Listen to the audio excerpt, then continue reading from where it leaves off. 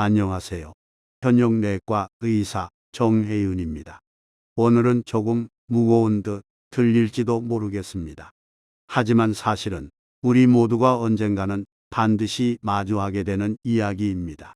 그렇기에 저는 이 이야기를 언젠가는 꼭 하고 싶었습니다. 오늘은 죽음을 준비한다는 것에 대한 이야기입니다. 의사라는 직업을 갖고 살아온 지난 60여 년 동안 저는 정말 많은 이들의 마지막을 지켜봤습니다. 숨이 멎는 그 순간을 함께하며 그 사람의 표정, 눈빛, 주위 사람들의 손끝 떨림까지도 제 마음에 고스란히 새겨졌습니다. 어떤 분은 가족들의 따뜻한 손에 둘러싸여 조용히 눈을 감으셨고, 또 어떤 분은 누구의 손도 잡지 못한 채 조용히 홀로 떠나셨습니다. 어떤 분은 마지막을 받아들이지 못한 채 혼란과 두려움 속에 계셨고, 또 어떤 분은 오히려 가족들을 위로하며 담담하게 이별을 준비하셨습니다. 그 모든 순간들이 제게는 너무도 생생하게 남아 있습니다. 그분들을 떠나보내며 저는 수없이 스스로에게 되물었습니다. 나는 어떻게 떠나야 할까? 내 마지막은 어떤 모습이어야 할까? 삶과 죽음은 늘 맞닿아 있습니다. 우리는 매일 숨을 쉬며 살아가지만 그 숨이 언젠가는 멈춘다는 사실을 너무 쉽게 잊고 살지요. 특히 젊은 시절에는 죽음이란 그저 아주 먼 미래의 일이거나 어디 뉴스에서나 나오는 일처럼 느껴졌습니다. 하지만 나이가 들고 가까운 사람들을 하나둘 떠나보내고 몸이 이전 같지 않다는 걸 느끼게 되면 비로소 우리는 이 질문을 마주하게 됩니다. 나는 언제까지 살아갈까? 그리고 더 조용한 물음도 함께 따라옵니다. 나는 어떤 모습으로 이 세상을 떠나고 싶은가? 처음으로 그 질문을 스스로에게 진지하게 던졌던 나를 기억합니다. 60대 중반 무렵, 저보다 5살 아래인 의과대 동기 친구가 갑작스럽게 심장마비로 세상을 떠났습니다. 같은 또래의 건강했던 친구였기에 그 소식은 제게 충격이 컸습니다. 장례식장에서 친구의 사진을 바라보며 저는 멍하니 한참을 서 있었습니다. 그날 이후 저는 집에 돌아와 책상에 앉아 처음으로 죽음에 대한 메모를 남겼습니다. 무언가를 구체적으로 쓴 건 아니었습니다. 그저 단 한 문장. 나는 어떻게 떠나고 싶은가? 그 문장이 제 삶의 태도를 바꾸기 시작했습니다. 이전까지는 살아가는 법에 대해서만 고민했다면 그날 이후로는 떠나는 법에 대해서도 차분히 생각하게 되었기 때문입니다. 물론 처음부터 그 생각이 편했던 것은 아닙니다. 죽음을 준비한다는 건 어쩌면 죽음을 앞당기는 것처럼 느껴질 때도 있었습니다. 마치 그 생각을 하는 것만으로도 운명을 건드리는 것 같은 막연한 두려움이 있었지요. 하지만 시간이 흐르며 저는 알게 되었습니다. 죽음을 준비한다는 건 그 반대였습니다. 그건 오히려 살아있는 지금 이 순간을 더 소중히 여기는 일이었고, 남아있는 시간의 무게를 더 따뜻하게 껴안는 일이었습니다. 의사로서, 그리고 이제는 인생의 마지막 장을 살아가는 사람으로서 저는 말하고 싶습니다. 죽음을 준비하는 건 삶을 포기하는 것이 아닙니다. 그건 오히려 삶을 더 사랑하는 방식입니다. 언젠가는 끝이 온다는 걸 알기에 우리는 지금 이 시간을 더 정성껏 살아낼 수 있는 것입니다. 지금 이 순간에도 누군가는 처음으로 죽음에 대해 생각하고 있을 겁니다. 병을 진단받고 사랑하는 이를 떠나보내고 홀로 남은 삶을 바라보며 그런 분들에게 저는 말해드리고 싶습니다. 괜찮습니다. 이 이야기는 두려워서 피해야 하는 이야기가 아니라 조용히 들여다보면 삶을 더 깊이 이해하게 해주는 이야기입니다. 이제부터 그 이야기를 우리 함께 천천히 나누어 보려 합니다. 죽음에 대해 생각하기 시작하면 처음엔 마음 한쪽이 조용히 얼어붙는 느낌이 듭니다. 그동안 외면했던 단어가 눈앞에 또렷이 떠오르고 그걸 오래 바라보는 일이 쉽지 않지요. 저 역시 처음엔 그랬습니다. 죽음을 정면으로 바라본다는 것이 마치 자신에게 선고를 내리는 일처럼 느껴졌습니다. 하지만 시간이 지나면서 깨달았습니다. 피한다고 해서 죽음이 멀어지는 건 아니더군요. 오히려 죽음을 두려워하지 않고 조용히 마주할 수 있을 때 삶이 조금씩 달라지기 시작했습니다. 진료실에서 만나는 많은 분들이 처음엔 절대 죽음 이야기를 하지 않으십니다. 선생님, 그런 말씀하지 마세요. 그런 건 생각도 안 하고 싶어요. 그 반응엔 두려움과 불안이 함께 들어 있습니다. 하지만 시간이 지나고 몸이 예전 같지 않다는 걸 실감하게 되면 그제서야 마음속에 담아두었던 질문을 꺼내십니다. 선생님, 저도 준비를 해야 할까요? 그 질문을 듣는 순간 저는 환자분의 손을 꼭 잡고 이야기합니다. 지금 이렇게 질문하시는 그 마음이 벌써 준비의 시작입니다. 죽음을 준비한다는 건 어떤 거창한 계획이나 정리 목록을 만드는 게 아닙니다. 그건 그저 나는 끝이 있다는 걸 알고 있다고 조용히 인정하는 마음입니다. 그 마음이 생기면 삶을 대하는 태도가 달라집니다. 예전엔 당연하다고 여겼던 것들이 하나하나 귀하게 느껴집니다.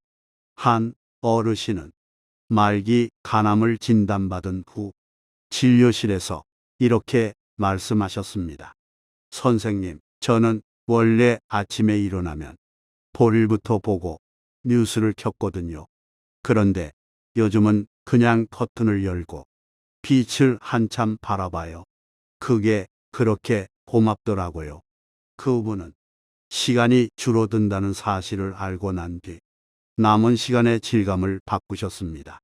이전과 똑같은 하루지만 그 하루가 가진 빛깔이 이제는 완전히 달라졌다고 하셨습니다. 또 어떤 분은 노트 한 권을 꺼내 매일 하루 한 줄씩 감사를 적기 시작했습니다. 오늘은 내가 눈을 떴다. 오늘은 손녀에게 안부 문자를 받았다. 오늘은 수저를 스스로 들었다. 그 짧은 문장들이 삶을 견디게 하는 힘이 되었고 그 노트는 마치 살아가는 증명서처럼 그분의 하루를 지켜주었습니다.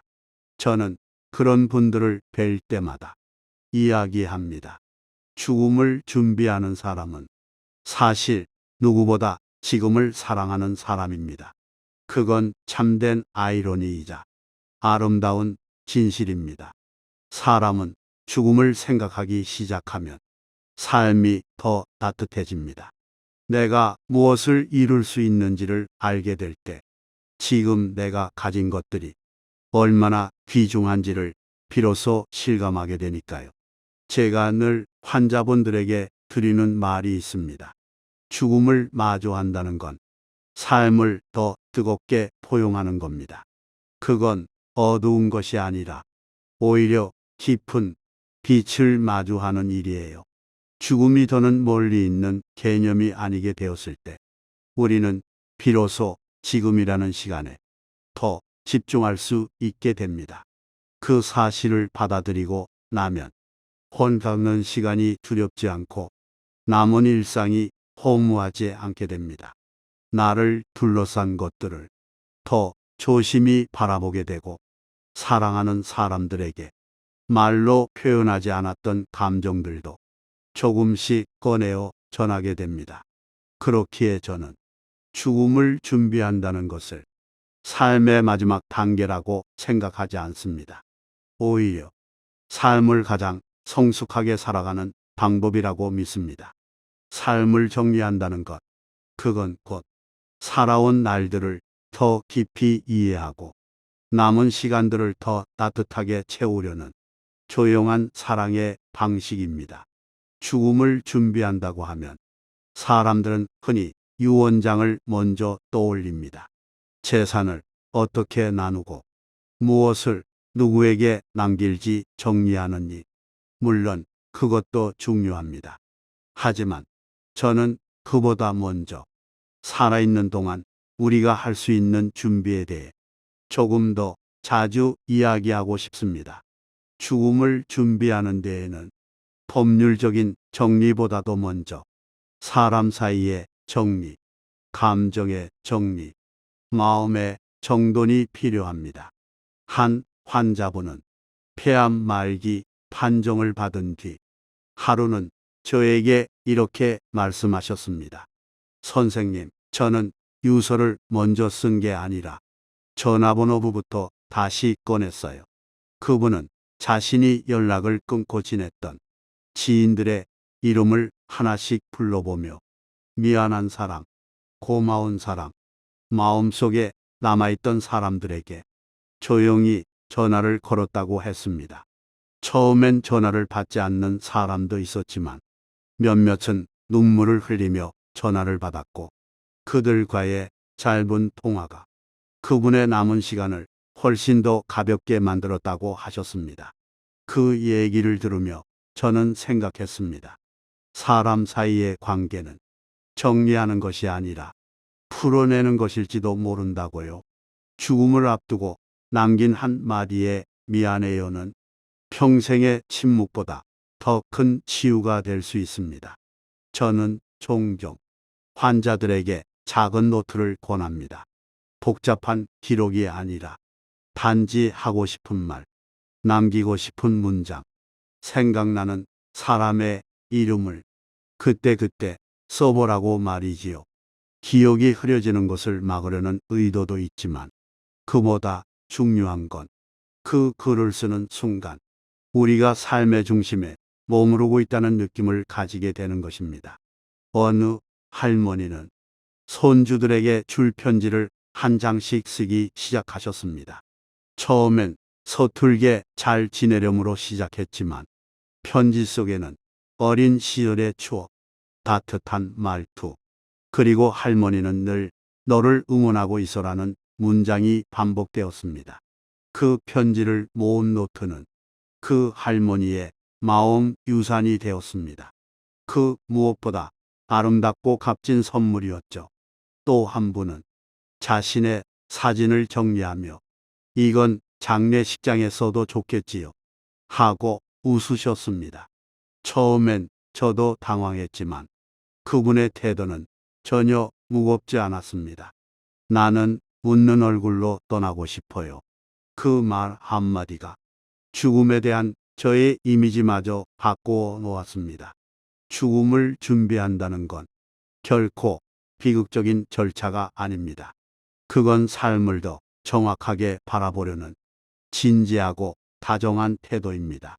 그래서 저는 자신의 목소리를 녹음하거나 하루하루 짧게 일기를 쓰는 것 역시 아름다운 준비라고 생각합니다. 그것은 누군가에게 남기기 위한 것이 아니라 지금의 나에게 조금 더 진심을 표현하는 방식이기 때문입니다. 마지막을 준비하면서 삶이 훨씬 더 선명해졌어요라고 말하시는 분들이 많습니다. 그건 어떤 거대한 통찰 때문이 아닙니다. 오히려 아주 작고 일상적인 일들을 더 깊이 느끼게 되었기 때문입니다. 햇살이 유난히 따뜻한 날, 차 한 잔을 마시며 창밖을 보다가 이 시간이 참 고맙다고 말할 수 있는 것.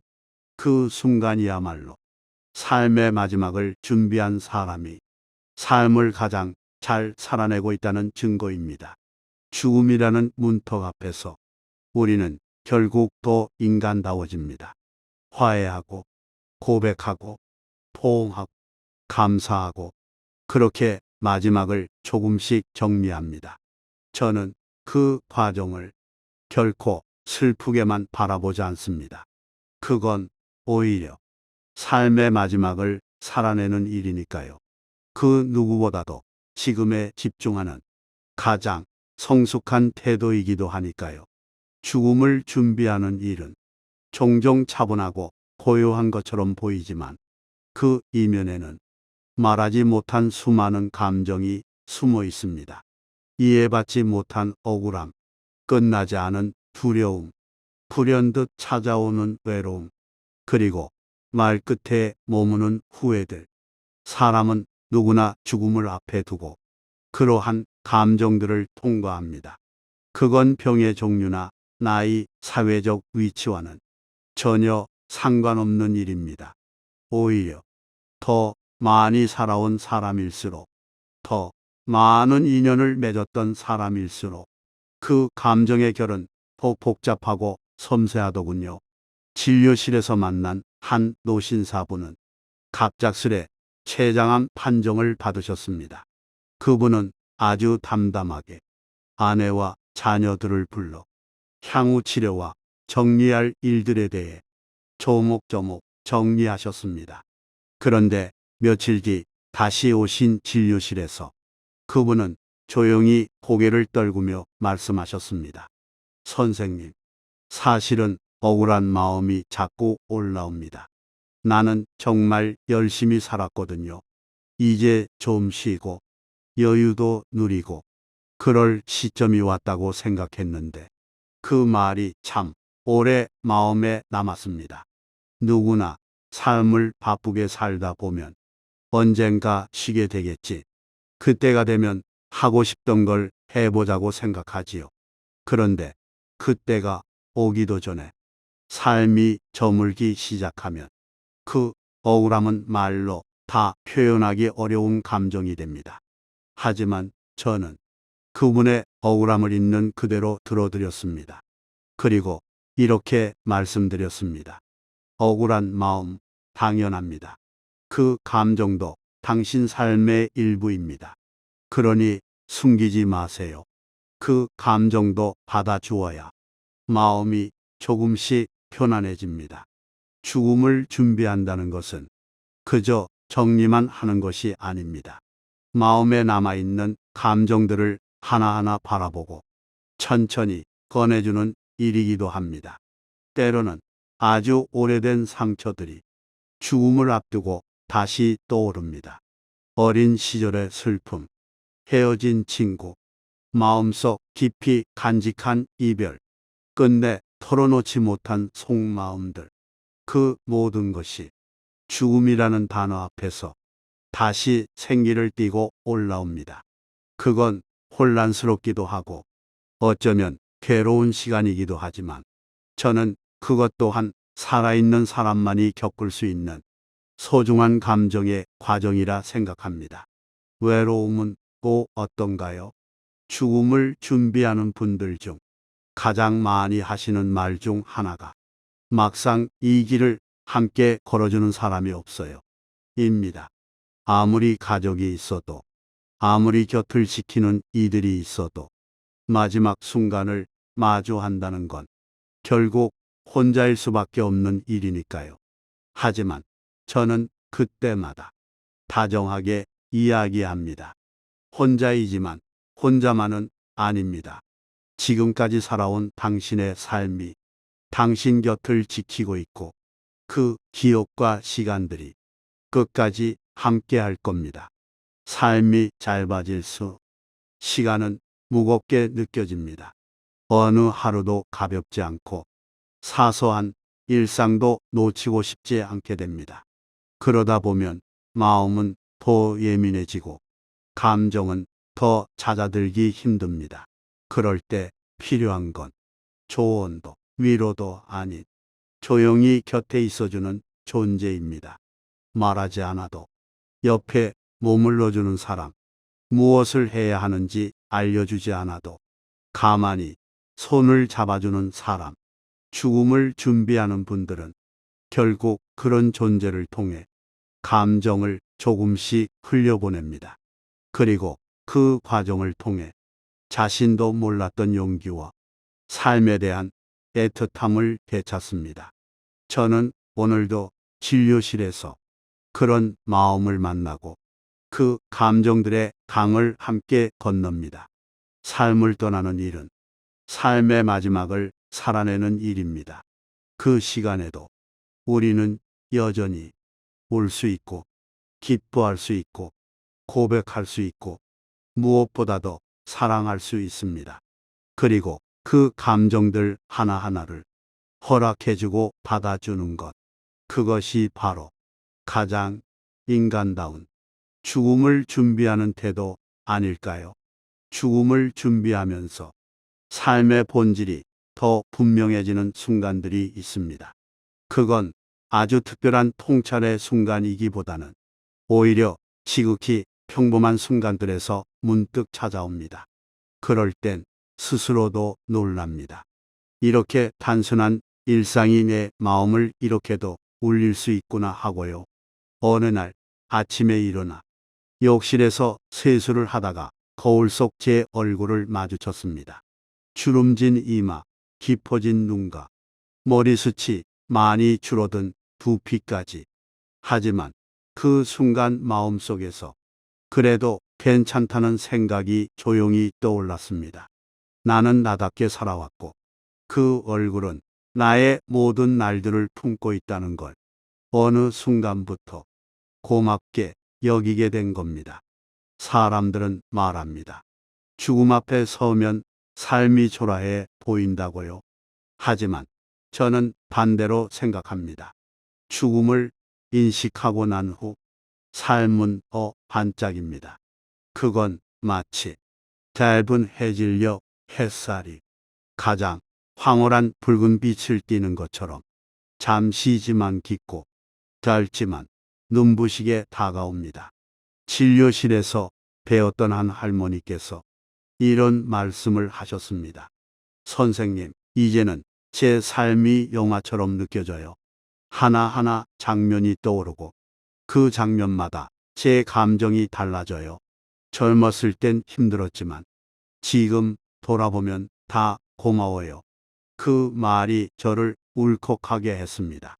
살면서 고마운 일만 겪은 사람은 없지요.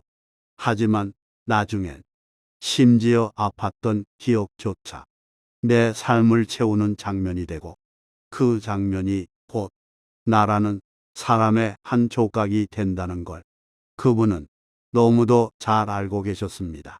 저는 그분을 통해 삶이라는 건 결국 무엇을 이루었느냐가 아니라 무엇을 남기고 가느냐의 문제라는 걸 다시금 깊이 느끼게 되었습니다. 그리고 그 남김이라는 것은 꼭 물질일 필요는 없습니다. 내가 남긴 한마디 말, 내가 베푼 친절, 누군가에게 건넨 따뜻한 미소, 그 모든 것이 누군가의 마음속에 오래 남아 내가 떠난 뒤에도 그 사람의 일부로 살아가게 됩니다. 한 어르신은 나는 손주에게 매일 짧은 문자를 보냅니다. 잘 지내지? 오늘은 날이 맑구나. 그게 다예요. 그런데도 손주가 그러더군요. 할아버지 문자 보면 안심돼요. 그 말을 듣고 저는 생각했습니다. 우리가 남길 수 있는 것 중에 가장 오래 가는 건 바로 마음이라는 거요. 죽음을 준비한다는 건 이제부터는 무엇을 더 줄까가 아니라 무엇을 잘 놓을까를 고민하는 일이기도 합니다. 그리고 어떤 마음을 남기고 갈지를 하루하루 다듬는 일입니다. 그래서 저는 요즘 자주 묻습니다. 나는 어떤 사람으로 기억되고 싶은가? 내가 떠난 후 누군가 내 이름을 떠올릴 때 그 마음에 어떤 표정이 떠오르기를 바라는가? 그 질문의 답을 화려하게 쓸 수 있는 사람은 많지 않지만 진심으로 쓸 수 있는 사람은 분명히 있습니다. 저는 이제 누군가가 제 이야기를 꺼낼 때 이렇게 말해 주었으면 좋겠습니다. 그 사람 참 따뜻했지. 그 사람 내 말을 잘 들어줬지. 조용히 옆에 있어주는 게 참 고마운 분이었어. 그 정도면 충분하다고 생각합니다. 살아있는 지금 이 순간 우리는 매일 무언가를 남기고 있습니다. 눈에 보이지 않아도 기억 속 어딘가에, 누군가의 마음 어딘가에 조용히 남겨지고 있는 중입니다. 그러니 죽음을 준비한다는 건 사실 매일의 삶을 조금 더 정성껏 살아가는 일이기도 합니다. 그건 마치 편지를 쓰듯 천천히 삐뚤빼뚤해도 한 글자 한 글자 정성을 담아 적어 내려가는 일입니다. 그 편지가 언젠가 누군가의 손에 닿았을 때 그 손끝이 따뜻해지기를 바라며 오늘도 저는 내 삶의 마지막 줄을 조용히 써 내려가고 있습니다. 삶의 끝자락에는 생각보다 많은 말들이 남아 있습니다. 그리고 놀랍게도 그 말들은 대체로 이것을 이루었어요가 아니라 고마웠어요, 미안했어요, 사랑했어요. 같은 짧고 조용한 문장들입니다. 저는 오랫동안 그 마지막 순간을 지켜보는 사람으로 살아왔습니다. 진료실에서도, 병실에서도, 때로는 집에서 사람들의 마지막을 조용히 함께하며 그들이 남긴 말과 표정을 제 가슴에 새겼습니다. 한 분은 말기암으로 병상에 누운 채 딸의 손을 잡고 고맙다, 나 키우느라 힘들었지. 이 말만을 반복하셨습니다. 그 딸은 고개를 끄덕이며 울었고, 엄마, 그 말 들으려고 오랜 시간 기다렸어요. 라고 했습니다. 그 짧은 인사 한마디에 서로의 오랜 고통과 미안함이 녹아내리는 걸 보면서 저는 알았습니다. 마지막 순간엔 결국 진심만이 남는다는 것을요. 또 한 분은 숨이 가빠져 더는 말을 할 수 없게 되었지만 작은 손짓으로 자녀들을 불러 하나하나 손을 꼭 잡고 눈을 맞췄습니다. 그 짧은 시간 동안 그분은 아무 말도 하지 않았지만 그 손의 온기와 눈빛은 잘 살아라, 괜찮다, 사랑한다는 모든 말을 대신하고 있었습니다. 그걸 보는 제 마음도 조용히 젖어들었습니다. 죽음을 준비한다는 건 어떻게 보면 그 마지막 순간에 남길 수 있는 가장 나다운 말을 찾는 과정이 아닐까 싶습니다. 그건 거창하거나 멋진 말일 필요는 없습니다. 오히려 그동안 하지 못했던 말, 가슴속에 오래 눌러두었던 말, 혹은 말로 다하지 못하는 마음, 그것들이 진짜 이별을 가장 아름답게 만들어줍니다. 또 한 분은 혼자 사시던 할머니셨습니다. 자녀들이 외국에 있어 마지막을 함께하진 못했지만 그분은 저에게 이렇게 말씀하셨습니다. 선생님, 나는 외롭지 않아요. 매일 아침 식탁에 앉아 이 세상에 안녕을 말하고 밤엔 스스로에게 잘 살아냈다고 말했거든요. 그 말이 참 깊었습니다. 삶이란 결국 나와 나 사이의 대화이며 죽음도 그 연장선에 있다는 걸 그분은 누구보다 잘 알고 계셨던 것 같습니다. 이렇게 저는 수많은 마지막 장면들을 지켜보며 한 가지 공통점을 발견했습니다. 그건 사람은 마지막 순간에 가장 진실해진다는 것입니다. 재산도, 경력도, 타인의 평판도 그 순간엔 아무런 의미를 갖지 않습니다. 남는 건 내가 어떻게 살아왔는가, 내가 누구를 어떻게 사랑했고, 무엇을 용서하지 못했는가, 그리고 내가 남기고 싶은 단 한마디, 삶과 죽음의 경계는 그리 멀지 않습니다. 어떤 이는 몇 년을 준비해도 그 시간이 갑자기 다가오고 어떤 이는 갑작스러운 이별 앞에서 무언가 말 한마디도 남기지 못한 채 떠납니다. 그렇기에 우리는 지금 살아있는 이 시간에 그 말을 준비해야 합니다. 고마워, 미안해, 사랑해, 잘 살아. 이 네 마디면 사실 충분합니다. 그리고 그 말을 하루하루 조금씩 삶 속에 녹이며 살아간다면 그 마지막 순간이 왔을 때 우리는 더 담담히, 더 따뜻하게 눈을 감을 수 있을 겁니다. 죽음이 두렵지 않다는 건 죽음을 알기 때문이 아니라 살아가는 방식 속에 이미 이별을 품고 있기 때문입니다. 죽음을 준비하고 나면 삶을 보는 눈이 달라집니다. 그 전까지는 어떻게 살아야 할지를 고민했다면 그 이후에는 어떤 삶을 남기고 싶은지를 더 많이 생각하게 됩니다. 그리고 또한 죽음 이후의 시간에 대해 조금씩 떠올리게 됩니다.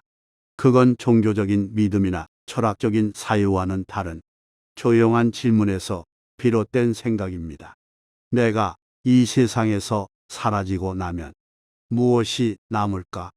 처음엔 사진 몇 장, 물건 몇 개, 유산 정리와 행정 절차들이 머릿속을 스쳐갑니다. 하지만 곧 알게 됩니다. 그런 것들은 시간이 지나면 조금씩 사라지고 정리될 것들이라는 거요. 오히려 오래 남는 것은 기억, 말투, 냄새, 습관, 그리고 내가 누군가에게 남긴 감정입니다. 저는 어릴 적 돌아가신 아버지의 기억이 지금도 문득 떠오릅니다. 기억 속 아버지는 말씀이 적고 손이 거칠었지만 늘 이마에 손을 얹고 괜찮다, 괜찮다 하시던 그 말투 하나로 제 전 생애의 위로가 되었습니다. 그러고 보면 우리가 누군가에게 남길 수 있는 것 중 가장 오래가는 것은 바로 느낌일지도 모릅니다. 그 사람이 떠난 뒤에도 그 사람이 남겨놓은 따뜻함, 다정함, 혹은 침묵 속의 애틋함은 남아있는 이들의 삶에 아주 조용히 그러나 깊게 스며들어 그 사람을 기억하게 만듭니다. 죽음을 준비하는 일은 바로 그런 기억을 내가 떠난 뒤에도 누군가의 마음속에 부드럽게 남겨두기 위한 작업인지도 모릅니다. 어느 날 진료실에 80대 중반의 어르신이 찾아오셨습니다. 그분은 심장질환 말기로 장기적인 치료보다 삶의 질을 유지하며 지내기를 선택하셨습니다. 그분은 진료 후 이렇게 말씀하셨습니다. 선생님, 저는 이제 하루하루를 정리하는 느낌으로 살아요. 내가 세상을 떠난 뒤 내가 사랑했던 사람들 마음속에 부끄럽지 않게 남고 싶어요. 저는 그분의 눈빛에서 두려움보다 더 큰 다짐을 읽었습니다. 남기고 싶은 나를 매일 새롭게 만들고 계신 거였지요. 그래서 저는 오늘도 생각합니다. 내가 이 세상에 남길 수 있는 가장 따뜻한 유산은 잘 살아낸 하루하루라는 거요. 그 하루들 안에는 말 한마디, 웃음 한 번, 조용한 안부 인사 하나가 들어 있습니다. 그런 것들이 삶이 끝난 후에도 누군가의 삶 안에서 작게 그러나 깊게 흐르고 있다는 것, 우리는 자주 잊고 삽니다. 하지만 죽음을 준비하고 나면 그 사실이 눈에 더 또렷이 들어옵니다. 살아있는 동안 우리는 너무 바빠서 사랑을 충분히 말하지 못합니다. 그러나 준비할 시간이 주어진다면 그 사랑을 조금 더 자주, 조금 더 분명하게, 조금 더 따뜻하게 표현할 수 있습니다. 그리고 그 말들이, 그 표현들이 결국 나를 누군가의 기억 안에서 오래 살아있게 합니다. 죽음은 사람을 세상에서 사라지게 만들 수는 있어도 사람이 남긴 마음까지 지울 수는 없습니다. 그러니 죽음을 준비한다는 것은 결국 나는 사랑을 얼마나 남겼는가를 조용히 묻는 일이기도 합니다. 지금 내가 누군가에게 조금이라도 따뜻한 말을 건넸다면, 지금 내가 누군가의 이야기를 조금 더 깊이 들어주었다면, 지금 내가 내 삶을 부드럽게 돌아보고 있다면 그것으로 충분합니다. 죽음을 준비하고 나서야 비로소 삶의 시간이 더 또렷해졌습니다. 저는 이제 하루하루를 마치 마지막인 것처럼, 그러면서도 더 자유롭게 살아가고 있습니다. 예전에는 하루를 살아내는 것이 책임 같고 과제 같기도 했습니다. 누군가를 돌봐야 하고 해야 할 일이 있고 지켜야 할 관계들이 있었습니다. 하지만 이제는 그 많은 역할들을 내려놓고 그저 저로서 존재할 수 있는 시간을 선물처럼 받아들이고 있습니다. 아침이면 커튼을 열고 햇살이 들어오는 방향을 바라봅니다. 빛이 드는 속도가 다르고 바람이 흔드는 나뭇잎의 소리도 매번 다릅니다. 그 작은 차이 하나하나가 지금의 저에겐 새삼스럽고 참 고맙습니다. 죽음을 준비하며 배운 가장 큰 교훈은 바로 이겁니다. 삶이란 거창하지 않아도 된다. 단지 매일을 다정하게 살아내면 된다. 한때는 의미 있는 무언가를 끊임없이 남기고 싶었습니다. 내가 했던 일들이 사람들의 기억에 남길 바랐고, 내 이름이 오랫동안 회자되기를 기대하기도 했습니다. 하지만 지금은 그렇지 않습니다. 오히려 나는 내가 만났던 사람들의 마음속에 그 사람 참 따뜻했지 하는 짧은 한 줄로만 기억되어도 충분하다고 생각합니다. 죽음을 준비하고 나면 매일이 유언 같습니다. 무슨 말을 그것이 누군가의 가슴 속에 오래 남을 수 있다는 걸 알게 되니까요. 그래서 저는 말을 더 천천히 하고 더 부드럽게 합니다. 그리고 듣는 일에 더 많은 시간을 씁니다. 진료실에 오는 환자들의 말 속에도 이제는 병보다 마음을 먼저 봅니다. 선생님, 요즘 몸이 자꾸 가라앉아요. 나는 말 안 해는. 나는 누군가와 연결되고 싶어요. 라는 뜻이 숨어 있다는 걸 압니다. 삶의 끝자락을 생각하게 되면 삶의 본질은 결국 관계였다는 것을 알게 됩니다. 누구와 웃었고, 누구와 울었고, 누구와 잘 지내지 못했고, 그리고 결국 누구를 가장 사랑했는가. 그 고백을 지금이라도 시작할 수 있다면 그 삶은 늦지 않았습니다. 저는 오늘도 잠들기 전 스스로에게 조용히 묻습니다. 오늘은 어떤 하루였는가? 그리고 그 질문에 무탈했다고 대답할 수 있으면 그걸로 충분하다고 여깁니다. 때로는 내가 쓴 편지를 다시 읽습니다. 자녀들에게 남긴 짧은 메모, 돌아가신 아내에게 쓰는 독백, 또는 이름 없이 쓴 일기장 속 문장들. 그 글들 속에는 젊었을 때의 나도, 지금의 나도, 그리고 아직 떠나지 않은 마음이 고유히 자리하고 있습니다. 죽음을 준비하는 일은 결코 슬프거나 무거운 일만은 아니었습니다. 오히려 살아있는 지금을 더 깊이 껴안고 지금 곁에 있는 사람을 더 많이 사랑하고 아직 할 수 있는 일을 조금 더 성실히 해보자는 아주 실용적이고도 따뜻한 다짐이 되었습니다. 저는 지금도 하루에 한 번은 꼭 창밖을 바라보며 이 말을 되냅니다. 나는 아직 살아있고, 그러니 오늘 하루도 내가 살아갈 수 있는 가장 좋은 기회다. 그 마음으로 아침을 시작하고, 그 마음으로 사람을 대하고, 그 마음으로 조용히 하루를 마무리합니다. 사랑하는 여러분, 죽음을 준비하는 법은 사실 오늘을 잘 살아가는 복과 다르지 않습니다. 그래서 저는 오늘도 이렇게 말하고 싶습니다. 괜찮습니다. 지금 이대로도 참 잘 살아오셨습니다. 들어주셔서 감사합니다.